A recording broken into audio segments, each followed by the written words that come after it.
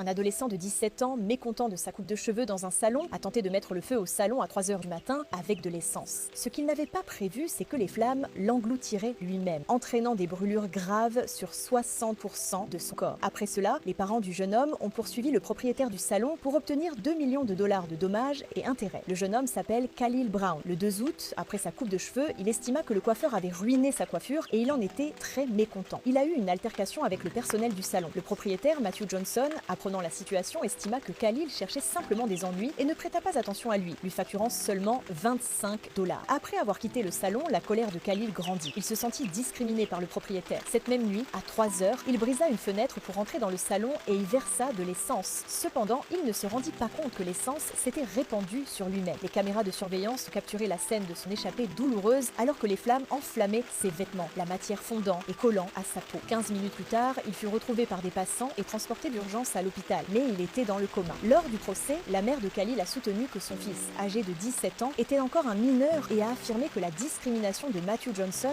avait conduit à ce drame. Le juge a estimé que Khalil, âgé de 17 ans, était capable de comprendre ses actions et a rejeté les réclamations de la mère. Khalil est toujours à l'hôpital en soins intensifs. Alors, la question est, qui doit être tenu responsable de cette tragédie ?